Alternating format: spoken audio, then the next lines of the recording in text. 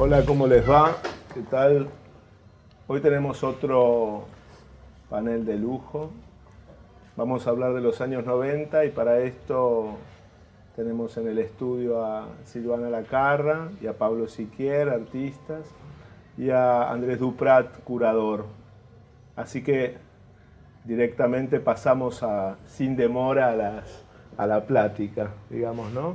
Yo quería, para empezar la charla, hacer como un paralelismo y un poco indagar continuidades y rupturas de lo que fueron los 90, ¿no? Pero en especial a partir de la memoria de ustedes y de cómo vivieron esa década. Ustedes en los 80 ya andaban dando vueltas por ahí.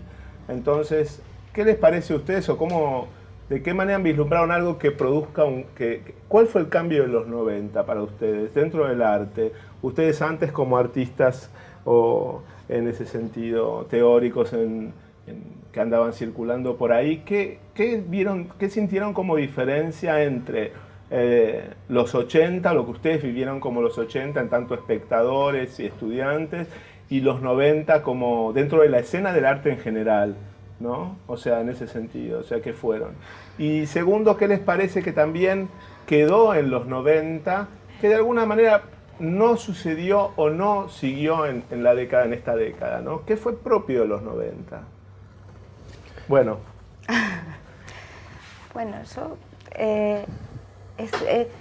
no sé, a mí me llevó más tiempo. Yo pensé que en los 80 tenía 18 años y cuando le dije a mi papá es un chacarero, nací en el campo, y cuando dije que iba a estudiar artes se agarraba la cabeza, entonces decido hacer una carrera universitaria que no tiene nada que ver con el arte para que me permitiera llegar al objetivo, es decir, que yo llego a mi objetivo muchos años después, casi, te diría 15 años después.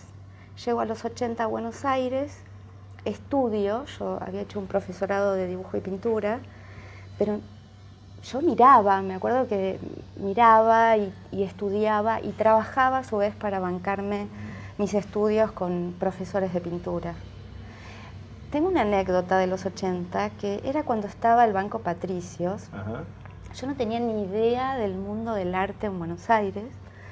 Vengo de un pueblo que hay 500 habitantes y veo en una vidriera a un artista que colgaba cuadros. Entonces decido entrar. Después me entero que era Marcia Schwartz. Ajá. Entonces yo hablaba con ella y le preguntaba y le decía, ¿vos no me darías clases? Y Marcia me miró y me dijo, pero vos estás loca, yo no doy clase. Como, no, a mí me gusta trabajar como artista. Y bueno, nada, fue muy grande. ¿Vos conocías ya la obra de ella? ¿Había sido muestra? No conocía la obra de ella. Ajá. Yo empecé a tomar contacto con lo que pasaba en los 80 afines, cuando empecé a conocer a Carlos Gorriarena o a Diana Dowek, ¿entendés? Pero era muy suave. Imagínate que hacía una carrera universitaria y tenía que trabajar a su vez. Entonces, hago un viaje en los 90 y ahí sí digo, no, tengo que concentrarme en lo que quiero. Trabajo hasta que cumplo 39 años y hacía todo trabajaba y estudiaba y investigaba muchísimo. Hasta que en toda la primera etapa de los 90 estudio con Auba Esklimovic. En el 97 ingreso a la beca Cuitca y ahí me doy cuenta que podía investigar eso que yo estaba buscando y que no me daba cuenta, cómo encontrarlo. Era el espacio, digamos, propicio, súper concentrado. Estuve 2 años solo pensando en eso hasta que eso aparece. O sea, el clic vino para vos en el año 97 cuando estuviste en la beca, cuando comenzaste con la beca. Sí, antes te diría, un poquito antes, estando con AUBA, ¿no? Ajá. Como que ahí conocí muchos artistas, Karina Peisajovic, y después iba mucho al Rojas, ¿no? Entonces, me acuerdo cuando vi por primera vez una obra de Gumiar, ¿no? O de Pablo, ¿no? Que yo estaba en búsqueda de la abstracción y bueno, para mí era todo muy fresco y todo me producía mucho entusiasmo, ¿entendés? Y después, bueno, recuerdo que en todos los 90 que estudio, que, no sé, que trabajo mucho, y después que empiezo a ver que mi material de apoyo y mi material preferido era la fórmica, el recuerdo que yo tengo de los 90 es que era rechazada en todos los salones, absolutamente en todos. ¿Y vos buscabas eso como un elemento de consagración? ¿Lo tenías tan instalado? No, de consagración no, pero... De circulación. De circulación, claro. Y me acuerdo que la primera vez que quedé seleccionada en un salón fue en el año 99, en la Bienal de Arte de Bahía Blanca, que era, creo, director Andrés. Fue la primera vez que un cuadro de fórmica quedaba seleccionado y dije, ese día, ¿entendés? Dije, bueno, ok, esto es lo que... O sea que los 90 para vos fueran una etapa de formación y de experimentación. Totalmente, sí, de experimentación, sí. Andrés, y te hago una pregunta. Pues muchos te conocimos como director y creador del Museo de Arte Contemporáneo de Bahía Blanca, antes del Museo de Bellas Artes. Ahora, contanos un poco cómo fue el antes de eso. ¿Quién eras vos antes? ¿Qué hacías? ¿Cómo fuiste de la arquitectura al museo y cómo fue tu ingreso al arte? Claro, yo pues de formación soy arquitecto, ni bien me recibí bastante tempranamente, me fui a Italia 2 años, porque era la época de Alfonsín, Alfonsín tenía muy buena imagen en Europa sobre todo por el juicio a las juntas, y había muchos convenios de cooperación al desarrollo del Ministerio de Relaciones Exteriores italiano para con Argentina. Bueno, yo encajé en uno de esos, incluso antes de recibirme tuve que rendir mi última materia, porque si no era profesional no podía ir, y me fui a Italia 2 años. Y después, cuando volví de Italia, bueno, ahí hacíamos investigación, sobre todo en arquitectura, en Italia. Y después yo volví medio contracorriente, pues era 88, 89 te hablo, o sea, ya era el final de Alfonsín, graves problemas en Argentina, era medio como cuando todo el mundo del 89 se quería ir a Europa en realidad. Y a mí me había quedado pendiente, hacer una experiencia como profesional en Argentina, pues mientras yo estudié no trabajé, y cuando terminé me fui ahí. Claro. Entonces, medio contracorriente, te decía, bueno, me fui creo que la excentricidad máxima es que yo vivía en Roma y me fui directamente a Bahía Blanca, tampoco tenía que haber por ahí hecho una escala en Buenos Aires. Fui a Bahía, que es el lugar de mi origen, y ahí, bueno, había mucho para hacer, y ahí nos juntamos alguna gente que coincidíamos y en realidad armamos una cosa que se llamaba Asociación Cultural La Casa, que era ni más ni menos que una casa muy linda que yo había conseguido, y tenía como sistema de gestión una asociación, que te digo que es muy interesante, como habría que pensar en emularla hoy que los museos no tienen plata, que era que cantidad de gente ponía por mes como si fuese un club. Claro. Y bueno, esa gente tenía descuentos en los cursos y en los espectáculos que había ahí, y con esos ingresos, que era bastante exitoso, hicimos como una temporada. Ese fue mi primer trabajo de lleno en gestión, digamos, porque tenía áreas de filosofía, de teatro, de artes visuales, etc. Y había cursos, y había un grupo de teatro que la gente podía tomar clases, y había producciones. Y lo que pasó es que, claro, hicimos como una mini revolución en Bahía Blanca, que era como el ambiente cultural era muy deprimido, y justo hubo un cambio de gobierno y nos terminaron ofreciendo a varios de ahí ocupar lugares de la cultura oficial.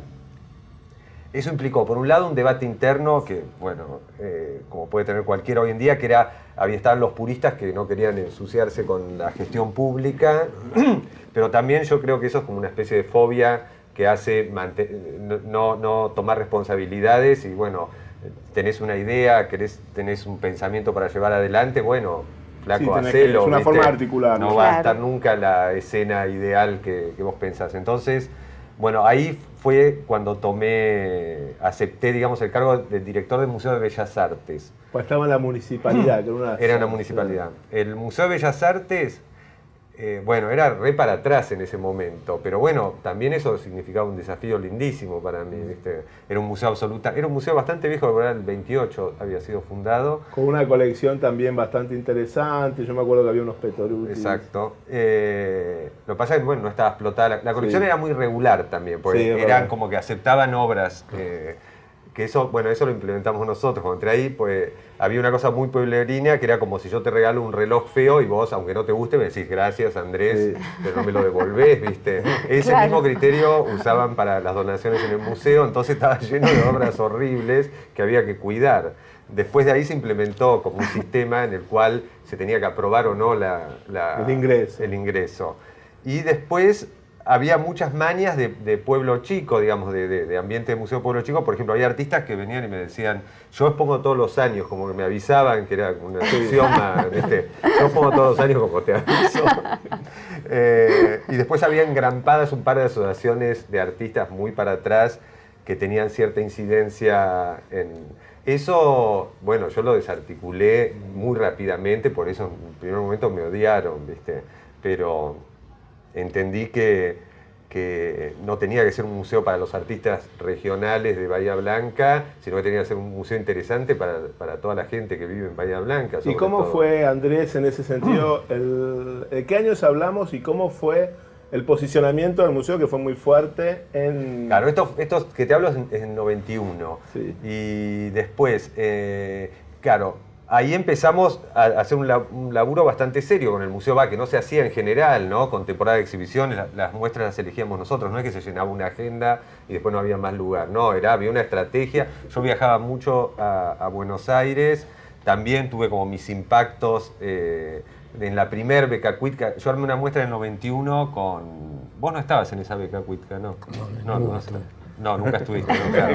No, pero era gente de nuestra generación. Me acuerdo que hice una muestra en el 91 que estaba... Tulio. Los emergentes eran, claro, Tulio, Daniel García... Claro. Bueno, Beto de Boulder no estaba. Inchausti, el negro Bazán, ¿viste? Esos eran los Sí. artistas emergentes. Para mí fue muy fuerte encontrar ese núcleo y ese nivel de discusión. Entonces, bueno, nada, fuimos poniendo como en órbita ese museo y trabajando más seriamente con la colección. Una cosa importante que pasó es que hicimos también los salones sin disciplina, que después fueron replicados por Sí. suerte, porque eso era otra cosa Claro. anacrónica, un poco lo que contaba Silvana de que su obra, que era en fórmica, no entraba en ningún lado. Bueno, ahí se empezaron a hacer esos salones donde no tan decimonónicos, no era que era pintura, escultura, grabado y dibujo, sino que, bueno, uno trabajaba con un objeto y podía formar parte de una colección pública. El problema que tenía el museo es que vos recordás que era abajo de la municipalidad, Sí. eran unos salones, es que no era muy grande, entonces tenía una colección por un lado y por el otro lado nosotros queríamos que sea un museo vivo con muestras temporarias y eso, una cosa atentaba contra la otra, por eso surgió... En esa época en Bahía había un intendente muy genial que se llamaba Jaime Linares, que por lo menos a mí me escuchaba y era un tipo interesado en la cultura. Entonces logramos hacer el Museo de Arte Contemporáneo en el 95, fue eso, que se inauguró, que fue el primer museo de arte contemporáneo público de la Argentina, te diría, de arte Claro, contemporáneo. sí. Andrés, y yo me acuerdo, por ejemplo, una muestra que habías hecho, ya posmodernismo, posmodernidad, que era una ambientación. ¿En dónde? ¿Ahí en Bahía? Sí, en aquellos ¿cuál? años. No Y me una acuerdo. muestra, bueno, que estaba con Gustavo López, creo también. No, él había hecho una muestra, Gustavo López, un poco antes que yo desembarque en el museo, Gustavo había hecho una muestra con el kitsch. Esa, sí, con el kitsch, sí. Bueno, Gustavo era una persona, era un socio muy interesante, pues no éramos tantos en Bahía Blanca, Sí. y Gustavo estaba con el... No, bueno, era un valor, ¿viste? Era un tipo también muy enterado del tema... de temas de literatura, él tenía ese proyecto Vox, ¿no? Que después fue muy interesante, y eso tenía bueno la ciudad pequeña, digamos, que primero que hay un enemigo muy fácil de localizar, porque Bahía Blanca es una ciudad como muy reaccionaria, muy burguesa, y eso es, en vez de aplastarte, lo que te hace es como sacarte ganas de hacer cosas, de enfrentarte, sobre todo cuando tenés 20 y pico años, como teníamos en esa época. Y bueno, López fue un puntal de eso también, que tuvo mucho que ver con el museo, aunque sea desde afuera. Para mí recuerdo que mi recuerdo del museo, de la muestra en Bahía Blanca, fue la primera vez que me daban condiciones buenas para exponer, digamos que siempre era Claro. que uno tenía que llevar todo, en los museos de acá inclusive había hecho algo en Total, museos. sí, sí. Claro. Y ahí como me pintaron la pared del color que yo quería, había una luz que me molestaba, la sacaban, como que todo era posible con un museo de primer mundo, ¿no? Claro, Que porque tenía mucho a menos veces Claro. clima, que Claro. es cierto que pasa a veces acá, que dice, bueno, no me claves la pared, ¿viste? Pero es un museo, no es Claro. tu casa, ¿viste? Es para clavarla. Ahora, ¿no es una condición que también fue cambiando en los espacios de arte, no solamente públicos, en Buenos Aires al menos y en el resto del país en algunas zonas, que quizás se fue, no sé si la palabra es profesionalizando, pero sí adecuando, ¿no fue cambiando un poco esa situación? Sí, de alguna manera ahora estamos mejor que al principio de los 90, pero en el caso del Museo de Andrés fue el primero que entendió esa necesidad de adaptar el museo a las necesidades de la exposición y no al Claro. revés, no tanto que el artista se esforzara por que su obra entre en el museo sin molestarlo, ¿no? Pablo, ¿vos qué recuerdos tenés o cómo viviste ese pasaje de los 80 a los 90? Por ejemplo, yo me acuerdo muy claramente una muestra que fue Inocentes Distractores, que fue una muestra que para mí es pivote, es uno de los comienzos de los 90, antes de los 90. Si uno puede pensar en las estéticas, por ejemplo, de Al Rojas, con la primera aquella muestra que hablamos en otra edición con Daniel Molina, la muestra de Liliana Maresca, con Batato Bar y demás, casi contemporánea, es contemporánea la muestra de Inocentes Distractores, donde irrumpe una estética que era diferente a la que fue el status quo también de los 80, donde estaba Velo, estabas vos, Ballesteros. Entonces, ¿cómo fue ese pasaje? Digamos, ¿cómo desembarcan los 90? Y para mí los 90 se coinciden exactamente con mi desarrollo como artista en el medio, ¿no? Como que identificar los cambios en mi trayectoria desde los 80 a los 90 es identificar los cambios para mí relacionados con la década. Porque de hecho esa muestra que mencionás, la de Inocentes Distractores, es el 89, creo sí, que algo así. O sea que para mí coincide exactamente con la década. Y entonces me resulta difícil compararlo con los 80, porque los 80 era para mí todo sorpresa, como un poco, yo vivía en un pueblo de 10 millones de habitantes como Buenos Aires, de alguna manera, porque también era salir a las galerías y deslumbrarme por lo que veía, iba a Ruth Ben-Sakar, ¿viste? Y trataba de no hacer ruido con las zapatillas. Así que para mí también en los 80 fue en ese sentido de chequeo, prueba y animarme a salir un poco a la calle. Estoy exagerando un poco, ¿no? Ya en el 89, 88 ya tenía unas posiciones encima. Pero en realidad los 90 fue con el que surgió ese desarrollo de mi carrera y que tuvo que ver con esta explosión de lugares nuevos, ¿no? que constituyeron los 90, como es el Rojas, el CAIC y Ruth Ben-Sakar y el ISI, ¿no? Ahora yo estaba pensando, Ruth Ben-Sakar desembarca en Florida y es un puntal de las galerías dedicadas a lo contemporáneo en el año 83, con un trabajo previo. Y es muy curioso porque vos sos de los primeros artistas de los 90, para decirlo así, en desembarcar en Ruth Ben-Sakar, digamos, en aquella muestra que estás también con Pombo, Harte, y está también Álvarez y Ballesteros. Sí, pero en realidad se podría adelantar un poco esa incursión en la muestra del grupo de la X en Ruth Ben-Sakar. El grupo de la X tenía escultores, pintores y videoastas, era un grupo de varios artistas. Pero hubo una muestra en Ruth Ben-Sakar unos años antes de la muestra que mencionás de Álvarez, Pombo, Ballesteros y yo, que era de pintores del Grupo de la X y después hubo una de escultores del Grupo de la X. En ambos casos había algunos invitados por afuera del Grupo de la X que también participaban de esas exposiciones. Así que eso fue como la primera incursión de nuestra generación, digamos, en Ruth Ben-Sakar, que de alguna manera veníamos también del ISI y del CAIC también, que en ese momento tenía un peso que ahora no tiene, ¿no? Indudablemente. Pero ¿existe el CAIC ahora? ¿Sí? No. No, sí. no, creo que no. Creo que no. El CAIC como espacio físico no, pero me llegan las invitaciones.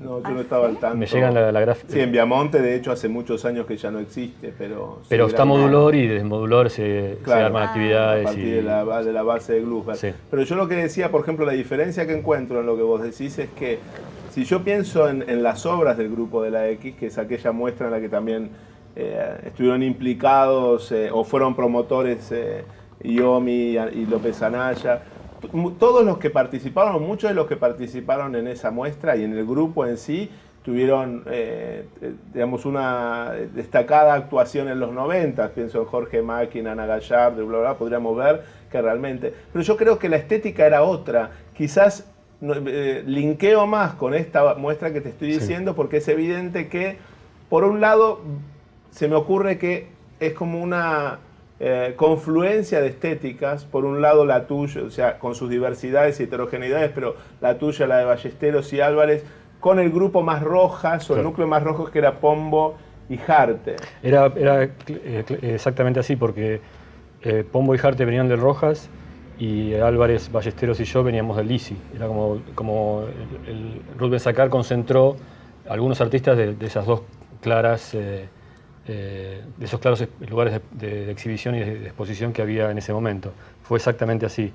¿Y sabes cómo surgió la curación, digamos, entre comillas, de esa muestra? Es que en ese momento, bueno, un poco lo que decías vos, lo único que había era salones, ¿no? No había Petrobras y cosas así más sofisticadas como ahora. Era salones de pintura y ibas y veías lo que podías. Y en general eran todos bodrios, era insoportable los salones. Un cuadrito, encima algunos salones de Gruber que eran con un tamaño fijo, ¿no? Entonces eran todos cuadros de 2x2. Claro, sí. Y eran un poco aburridas, pero siempre había artistas que te gustaban. Y con Álvarez estábamos podridos de ver un Pombo en medio de 800 cuadros. Entonces dijimos, ¿por qué no llamamos a los artistas que nos gustan de los salones, que siempre nos gustan, que no conocíamos, y hacemos una muestra? Y así fue que yo lo conocí a Ballesteros y los llamamos por teléfono a Pombo y a Jarte, no teníamos idea de quiénes eran, porque eran los artistas que nos gustaban de los salones.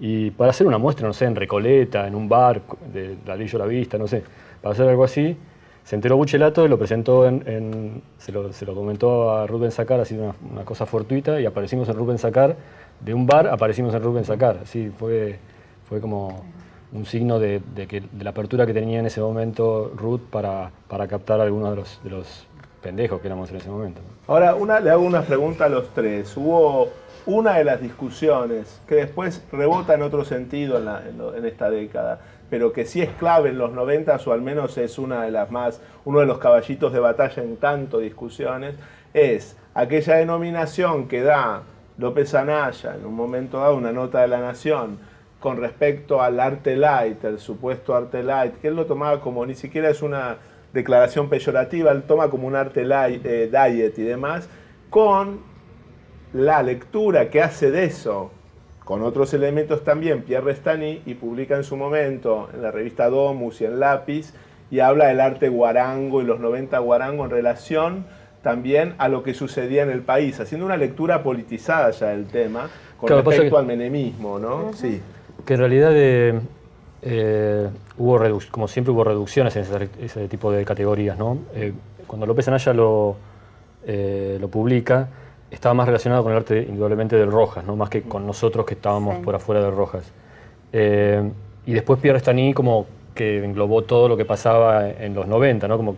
Como que fuéramos la cultura oficial de Menem, de la cultura menemista, cuando en realidad la cultura menemista era la champán, la pizza, digamos, era como esa estética, y de nosotros ni se había enterado de nuestra existencia, ¿no? Como que teníamos las contras de ser menemista, pero no teníamos las ventajas de ser menemista. Y eso fue como la reducción que hizo Pierre Restany de algo un poco más fino que lo que planteaba López Anaya.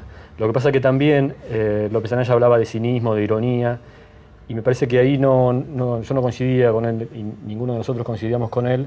Pues nosotros éramos amantes del arte, nos gustaba el arte, ¿viste? Íbamos a exposiciones, éramos público de arte, no éramos cínicos ni irónicos con lo que hacíamos, amábamos lo que hacíamos, y cuando los chicos en el Rojas exponían cosas decorativas, les encantaba, como a Margie Dillon le encantaba lo que hacía, como que la dosis, por un lado se hablaba del arte light, pero por otro lado se hablaba de cinismo, en especial en relación a nosotros en el IS y en Rubén Sacar. Me parece que ahí no estaba bien sintonizado con nosotros, porque para nosotros éramos respetuosos. Y vos, Silvana, por ejemplo, ¿qué diferencias notás entre digamos, el arte de los 80, lo que se producía en los 80, lo que se produce hoy y los 90, digamos, y cómo te ubicarías con respecto a eso. Por ejemplo, estoy pensando en las versiones de la transvanguardia criolla, para decir así, que surgieron con la democracia, pienso. Sí. No solamente, y lo digo en un sentido amplio, en los neoexpresionismos que surgieron entonces, con características muy propias, como Cuitca, Prior, Monzo, Rearte, bla, bla, bla. Y digamos, ¿de qué manera vos ves como ese pasaje?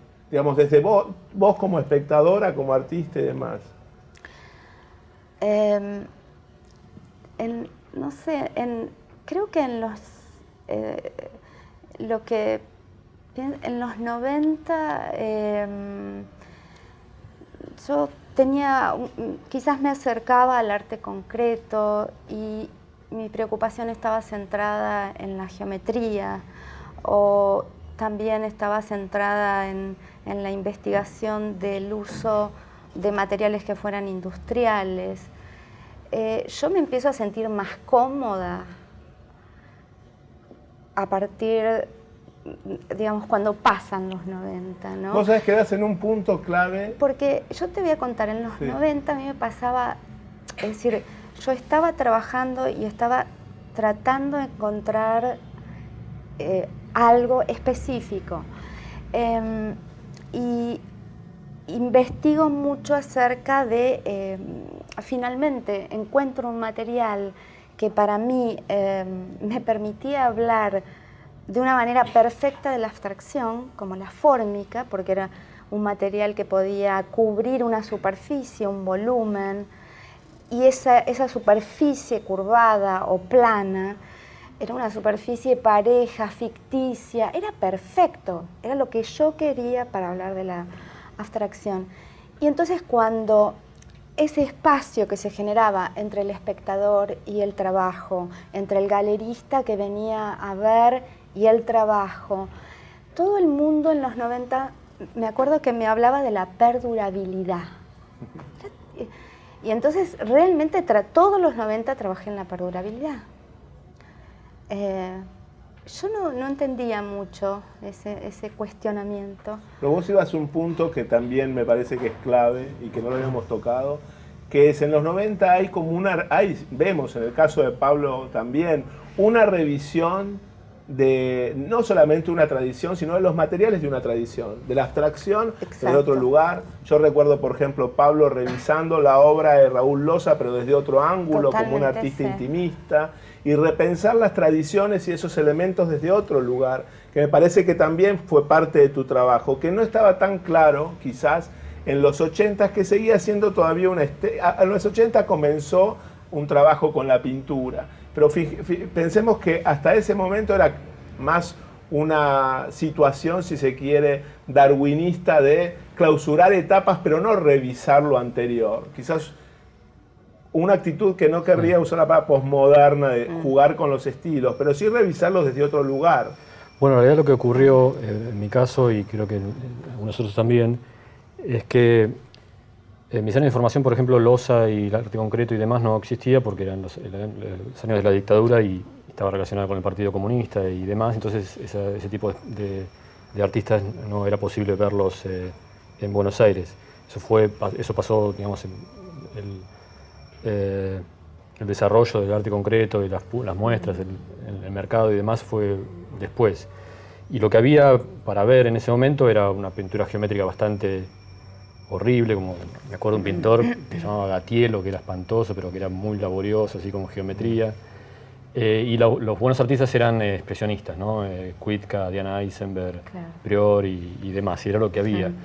Y para mí eran artistas que me encantaban, pero yo no podía hacer eso ni en pedo. Entonces lo que me resultó fue encontrar fuentes en otros lados, ¿no? Yo a la abstracción llegué de alguna manera por la música o por la arquitectura y no tanto por las artes visuales. Como que en ese momento, los 80 en Buenos Aires no me ofrecían modelos que desde el punto de vista de las artes visuales que yo me pudiese sentir identificado. Los busqué por otro lado. Y después recién, después de hacer muestras durante los 90, se empezaron a tirar puentes entre lo que nosotros hacíamos y arte concreto invención o perceptismo, Claro. digamos, todos los movimientos concretos en Argentina. Pero en realidad esos vínculos no están en el origen de mi trabajo ni en el de muchos de los chicos que trabajaban en ese momento, sino que después fue como un coqueteo posterior, que como coqueteo estaba bueno, pero era mentira.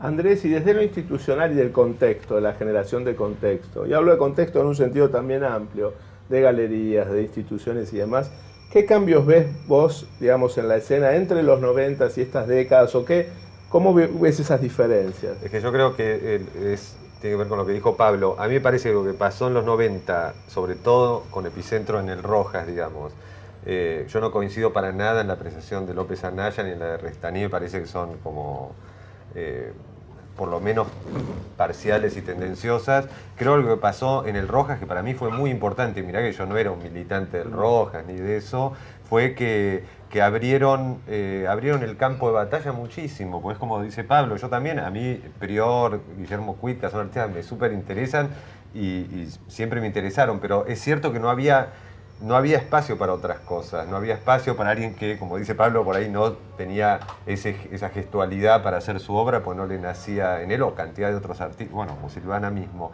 Creo que lo que pasó con el Rojas importante fue que era un espacio que era de la Universidad de Buenos Aires, por eso también da un aval, no era una galería freak de no sé dónde, muy bien llevada para mí, sobre todo por Gumier, y lo que hizo es abrir el panorama al infinito, o sea, cosas que por ahí en un punto, si te descuidas, no estaban como consideradas arte, ¿viste? Porque no cumplían los 7 requisitos esquemáticos como para que uno entienda que eso pueda ser una obra de arte. Y eso fue muy, muy exitoso, porque lo hizo bien, lo hizo con sustento, no era para nada, yo tengo una lectura de eso como algo caprichoso, gay o tilingo.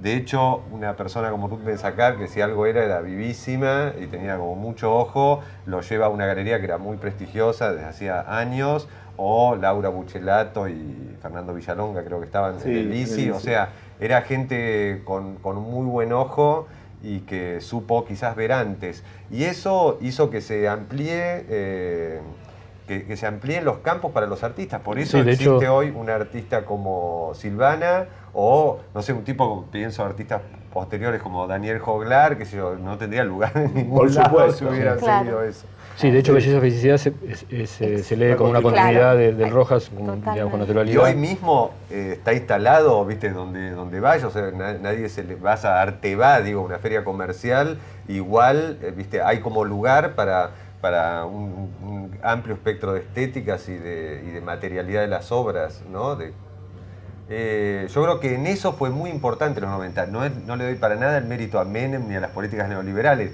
No sé, porque creo que habría que traer un sociólogo para que lo estudie. Pero fue un momento como muy efervescente y de mucha libertad. Quizás porque fue como un poco como pensando en la dictadura, como en la etapa posterior, que tuvo un tiempo para poder largarse a hacer cosas más jugadas o más amplias o más riesgosas.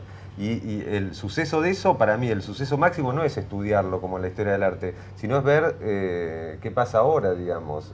Ahora, a eso voy. Hay algo que da la impresión de que sí irrumpen los 90 y que se queda, con respecto a Belleza y Felicidad, pienso también, que es, vamos a usar la palabrita intimidad. Creo que si los 80 resultan extrovertidos, y es una manera rápida de decirlo, los 90 parecería que los artistas que toman la escena son íntimos. ¿Están de acuerdo en eso? Sí. O sea, sí, y digamos, al principio de tus preguntas, una de tus primeras preguntas se refería a qué había en los 90 que ya no hay, ¿no? Sí. Quizá tenga que ver por ese lado, digamos, que sigue habiendo artistas de extrema subjetividad, digamos, de extrema intimidad, pero en los 90 eran, de alguna manera, los artistas que surgían eran puristas, en el sentido de que tenían una cierta estética, un cierto procedimiento, ¿no? Como Pombo o como Harte, más allá de las complejidades técnicas que pueden tener cada uno, pero de alguna manera resolvían por extracción, digamos, por simplicidad. Ahora los artistas que surgieron ahora y que son fuertes resuelven el trabajo por multiplicación, por acumulación, ¿no? En los 90 no era así, había como una selección mucho mayor de los elementos que de alguna manera eran obras más chicas, más acotadas o autoacotadas, y trabajaban en esa dirección en profundidad. Ahora los artistas están como expandiéndose de una manera que en los 90 no se veía. ¿Y no da la impresión que también los artistas, esta nueva generación, digamos, la generación Appetit, para decirlo así, la generación post-Belleza y Felicidad, tiene una relación con el mercado que ustedes, por ejemplo, como artistas no tenían en ese momento, o mucho más desfachatada, mucho más avisada en un punto, ¿no? ¿No esa otra relación con las instituciones? ¿No parece que el diálogo fue a otro punto en estos años? Y es que el mercado no había, entonces Claro. el diálogo era imaginario en todo caso. Claro. ¿No? Sí, no había mucho diálogo. No era posible porque... Yo pienso igual, digo, en el mercado sí, y pienso en las instituciones también, ¿no? O sea, como Sí. que otro flujo, digamos, quizás el Museo de Arte Contemporánea de Bahía Blanca fue uno de los primeros lugares donde existió ese flujo que era lo que te decía, que diciendo la vos. primera vez que sentía, pero estamos hablando de cuando yo ya tenía unas cuantas muestras encima, en Bahía Blanca me sentí que había unas ciertas condiciones profesionales diferentes, digamos. En ese sentido fue como casi el primer paso profesional, porque los anteriores eran el Museo de Bellas Artes, con Luzbel o con anteriores, que te decían que te lleves un cuadro, lo llevaba, lo agarraba un pibe, un empleado municipal y lo cuidaba como podía, y las condiciones eran esas. O sea que si ampliamos el término de mercado, las instituciones también eran poco profesionales, ¿no? Creo que eso fue después. Y yo creo que por ahí, con respecto a lo que decís, es que por ahí en la época que nos tocó vivir a nosotros, un poco como era muy emergente eso, la profesionalización, que haya espacios o galerías que atiendan obra diferente, entre comillas, como la de ellos. Los hizo más cautos, o nos hizo a todos más cautos, como pidiendo permiso, que qué bueno que tal museo me programe.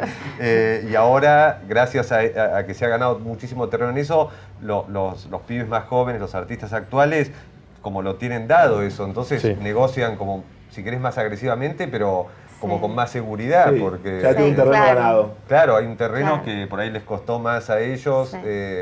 Y ahora, bueno, ¿qué querés? La muestra en el Malva no es que se le caen las medias, el tipo va y negocia. La muestra que se hace en el Malva sí se hace como él quiere o como él pretende, o lo mismo la relación con los art dealers, con los coleccionistas, ¿viste? Claro. Yo había escuchado también ese comentario que hiciste de que ahora los pibes son como vivísimos para hacer negocios, para negociar su propia obra, pero creo que eso también es gracias a que se ganó un terreno y ese terreno se validó y hoy muchos coleccionistas quieren apostar, qué sé yo, lo que hizo Brusone, sí, como vanguardia en su momento comprando las obras de los artistas del Rojas, hoy ya está instalado, entonces vale, ¿viste? Claro. Porque yo voy a otra cosa que me parece sí que es algo que en los 90 toma espesor. Si nosotros vemos las páginas dedicadas al arte en los medios gráficos de mayor tirada en la década del 80, aquello de los que se escribía no era sobre lo contemporáneo. El que ahí que aparecía si ganaba un premio, por ejemplo, la actuación que tuvo en el año a fines de los 70 en la Bienal de Sao Paulo, pero en realidad no aparecía el arte contemporáneo, se veía, es más, tampoco aparecía, digamos, demasiado el arte de los 40, era como un arte más clásico o como escenas más...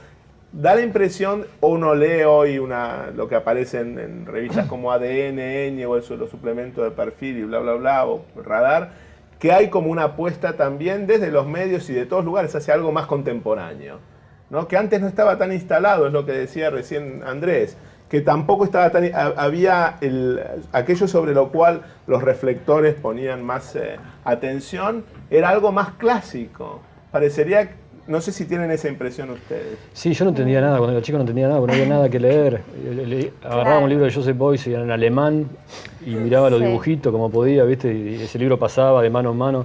Digamos, ahora las condiciones, si hablamos de los chicos también que tienen una relación con el mercado mucho más fluida, también hay una relación, obviamente, ¿no? Con la información, digamos, una relación mucho más fluida con la información. Es que en los 90 es también la década en que desembarca Internet en Argentina, eso no es menor. Sí, pero yo tengo internet hace 4 años, ¿viste? Claro. No. A él le desembarcó en Yo me el acuerdo siglo que XX. trabajaba y entraba, desde mi trabajo entraba y trataba de como conocer artistas, ¿no? Me acuerdo, sí, que no se podía. Después salió una ley que no podías en el trabajo entrar en internet. Ah, mire. para que no estuviera Y relacionado nadie lo cumple. con la empresa. Me Hoy acuerdo. nadie lo Esto hace cumple. como, O sea, no sé es muy cuántos gracioso años. porque hoy uno puede ver en mesas redondas y demás que cuando le preguntan a digamos, escritores y demás que trabajan en diarios o en otros lugares, ¿cuándo es que navegan más? Y dicen, precisamente porque estoy trabajando. Claro, Es claro. lógico, yo voy a mi casa y no navego tanto, sino que navego desde el trabajo. Claro. Pero bueno, pensaba en esta situación que es curiosa de una entrada al arte contemporáneo también con un desembarco de intimidad diferente, ¿no? ¿Cómo se llamaba esa librería? Vos debes acordar que estaba en la calle Córdoba y Florida, que era en el primer piso Ah, de sí, arte. sí.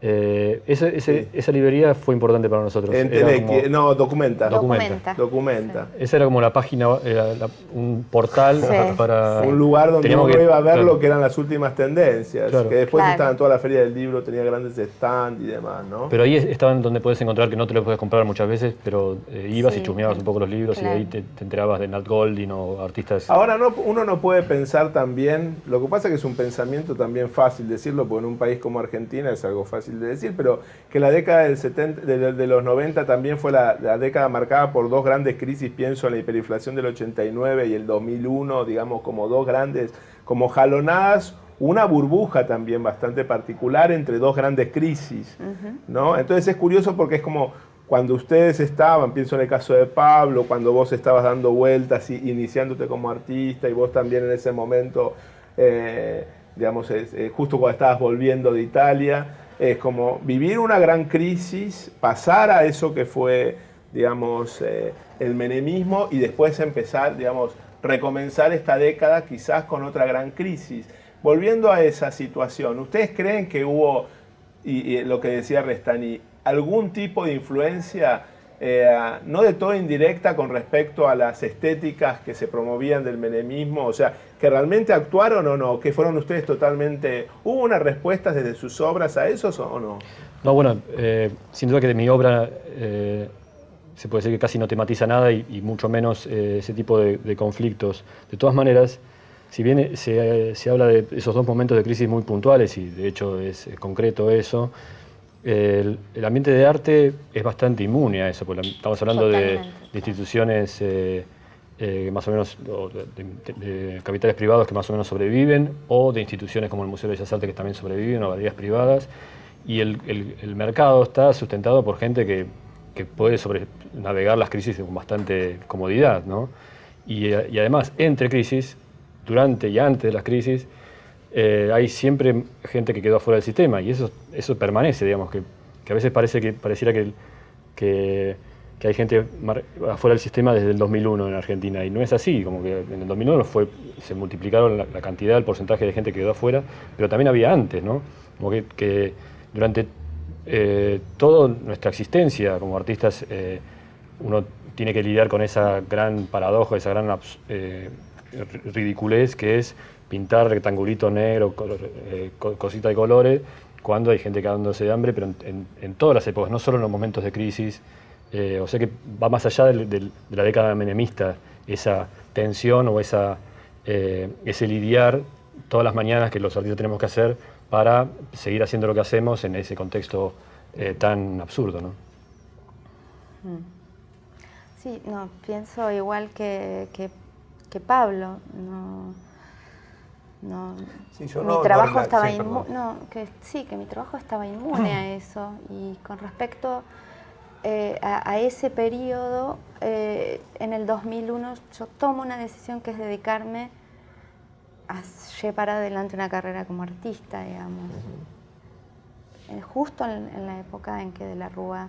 El peor momento para En el dedicar. peor momento. El momento pero, del helicóptero. Claro, en ese momento decido dedicarme completamente y dejar mi trabajo. No, yo decía que yo creo que en los 90 no creo que los artistas de quienes estamos hablando, más vanguardistas, de alguna manera no creo que narraban o emulaban cierta situación más arriba que era la del gobierno, ni la de las políticas neoliberales. Creo que era mucho, como dijiste vos antes, eran como poéticas individuales, había una concentración, como se abrió como dije antes, ese panorama, bueno, aparecieron muchas formas de hacer arte visual y cada uno tuvo como su propia exploración con sus propios parámetros. Pienso en, bueno, en Pablo, en Gordín, ¿viste? Claro. Ahora, yo lo noté más esto que decís.